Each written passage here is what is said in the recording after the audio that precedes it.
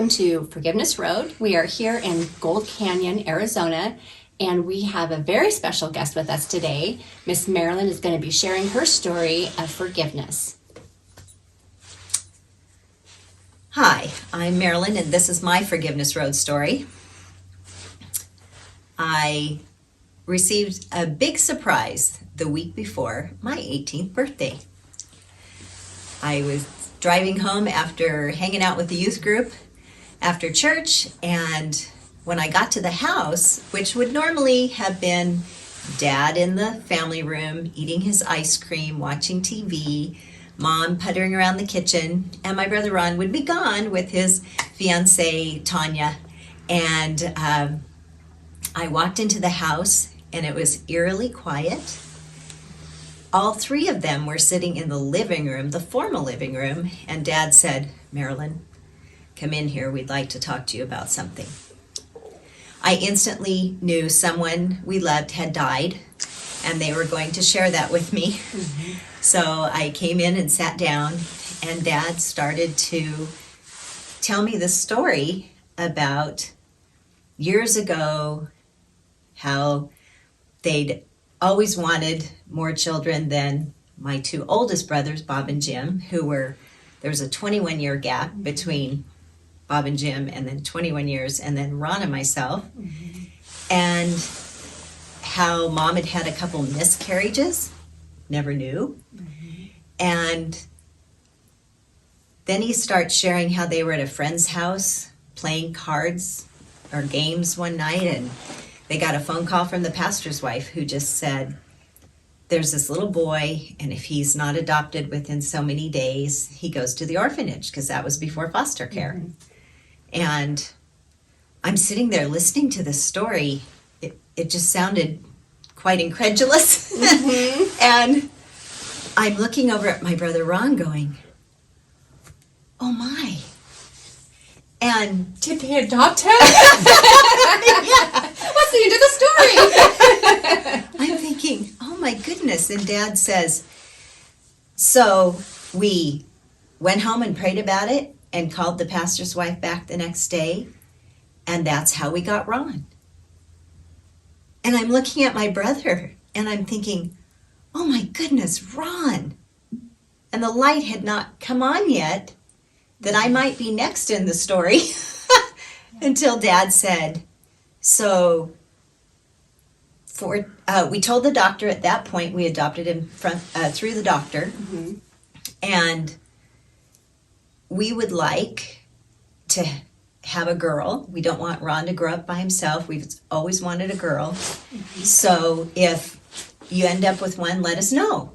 Mm-hmm. And still, that's when the light's just starting to flicker and in my mind. And by the time he gets to the next phrase, when he says, and 14 months later, he called us up and said, "We've got a good one for you." And by then, Daddy, who I couldn't count how many times I'd ever seen him cry, mm-hmm. was sobbing. Yeah. And of course, I was too by then, mm-hmm.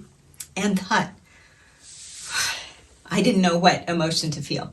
So you were 18. The week before my 18th birthday. The week before your 18th birthday. And you had been raised this whole time, and you had no clue or idea that you had been adopted. No idea. No friends, no family, no aunts, no cousins. Nobody slipped up, or nobody said anything. If they ever slipped, we never knew. We never noticed. But yeah, all I did was get up and go curl up in Dad's lap, and we cried together mm-hmm. for a while. Mm-hmm. And then he and Mom got up and went to bed, and Ron and I were left sitting there going, oh my goodness. Wow. And Ron and I had fought like cats mm-hmm. and dogs growing mm-hmm. up.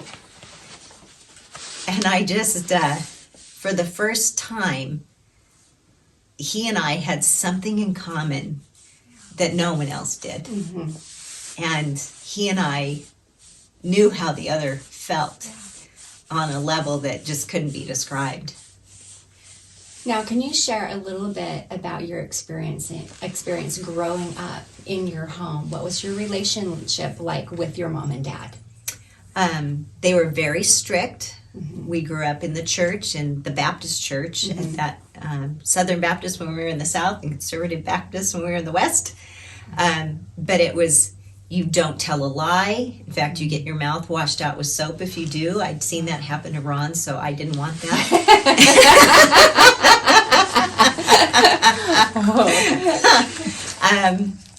So you just don't, the fact of the matter that all of a sudden I came to this realization that my parents, who taught me not to lie, had been lying to me my entire life, was just beyond my comprehension. I just couldn't get everything to connect with that. So how did that affect you from that point over the next few years? I remember going to school the next day. We had a closed campus high school. I was a senior. It was toward the end of my senior year.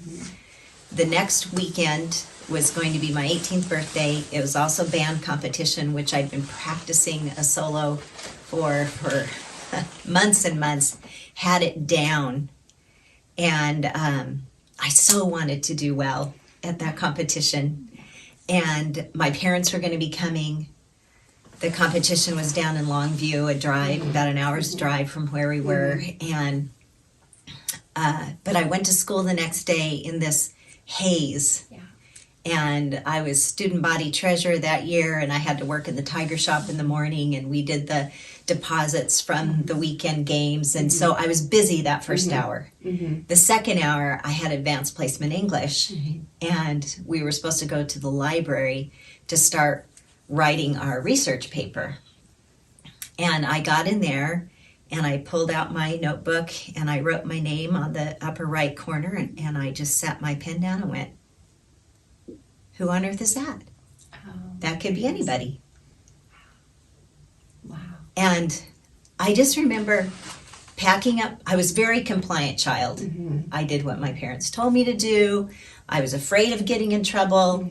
All Dad had to do was look at me sternly, and I was, it was awful. Yeah. I didn't want to disappoint them. And besides, Ron was the one getting in trouble all the time. Took the light of the laser gleam of off you. So, I packed up my things in my locker, and I got in my car, and I drove off campus, totally breaking the rules. And I drove around that day. I don't even know to this day where I drove. Wow. But I remember getting hungry by evening and going home out of hunger. But I just really don't remember that day, except I drove away, and I must have driven around, because driving was quite therapeutic for me. Did you have any more conversations on that topic? Not at home right away. At school later that week, I remember going to class, and it was like a Psych 101 class, and there were other girls in the class gossiping about one of our other friends. And it wasn't kind, what they were saying. And they were saying, oh, she just always has to have a boyfriend because she's so insecure. And, it's because she's adopted. Oh. And all of a sudden that word was like a 2x4 between my eyes. Yeah. And I was like, I can't tell anyone I'm that. Oh, so you... Because I would then be the topic of their gossip. Oh, interesting. And I was already so insecure. Yeah. I certainly didn't want to give him any more fuel. Yeah. Yeah. So I expected maybe we could have some conversations at home about it, but it still wasn't an open topic. It just felt like you couldn't talk about it. Interesting. So fast forward, I went off to college that fall. So you did not sit down and have a conversation with your parents that said, can you tell me a little bit about the experience or do you know my mom's name? Nothing more revelatory. Just I don't you were remember. adopted. That was it. I don't remember having another conversation with him about it until I was coming home at breaks in between college. Mm-hmm. And I would go away and I would process some Yes. things. Mm-hmm. And then I would go back home and I'd bring it up with, say, Dad, because I was Daddy's little girl, had a fairly comfortable relationship there, felt safe. Mm-hmm. And I would bring it up to him and ask some questions like that. And he would say, it's okay, you can talk to me about this, but don't talk to your mom about it. It really hurts her. So then I'd go away and process some more, and I'd come back the next break and I'd sit down and I'd approach Mom with it. And she'd say, it's okay that you have this conversation with me, but don't bring it up with your dad because it really hurts. Okay, it's still not safe. Yeah. So I didn't have those conversations, but God brought several situations into my life and people that he used to speak to me. One was still that senior year before everything ended, the end of that year. He gave me a new friend, Susanna. And she had been in the inner circle of the drama group, and I was in the outer circle. And she had just become a new Christian, though, and she knew she couldn't be doing the things that the inner circle was doing. Yeah. And she asked me to give her a ride home from practice one day for Godspell, which I tried out for against my parents' permission. And so I gave her a ride home, and she shared with me about her just becoming a new Christian. And I was so excited for her. And I shared with her about being adopted. And we each needed each other. We needed a friend at that time. So he gave me that special friend. Another thing he did was, Mom and Dad did say, in some conversation, we must have had a little bit of conversation, because they said they'd picked my name back when they had Jim, in case he was a girl. Yeah. Marilyn Jeanette. And I looked up my name when I was sitting with other kids. We were trying out for World Youth Congress, and it was going to be the following year, but you had to try out the year before. You had to memorize all the scripture, quote it, be interviewed, fill out the Speak Along application. And so I was waiting for my chance to be interviewed at the church, and us teens were hanging around. And someone got the idea, they saw a book in the office that said Book of Names and their meanings. Yeah. And so everyone's looking up their names and what do they mean. And I get to mine, and I look up Marilyn, and it means myrrh, the fragrance, a gift to Jesus when he was a baby. And Jeanette means God's gracious gift. And that spoke to my heart that that's what I was to my parents, and that's what they were to me. We needed each other at that time. And so then fast forward, I go off to college, and I'm in a writing class. And we have to do a paper. You can do it on anything you want. It has to be so long, include all these things. So I wrote about finding out I was adopted, and I wrote the story I just told. Yeah. And how I felt. And I also felt like that year we heard about so many girls being pregnant in our school. And so there were all these illegitimate children. And suddenly I was one of them. And I just thought, oh. So when he gave me that meaning to my name, it really touched my heart. Yeah. But then also I'm in this writing class, and I write this in my paper because that's exactly how I felt. And my teacher, in big red markings, wrote, Marilyn, children are never illegitimate. Adults do illegitimate things. It was a light bulb. Yeah. It was an angel reaching out and speaking to my heart. And just the power of a well-chosen word to Exactly. speak to the soul. Yeah. So can you speak to, was there ever a time since that time where you looked back and you had to, did you feel like you had to forgive them for withholding, or was that not part of your process of walking through that time? Yes, I felt like I did.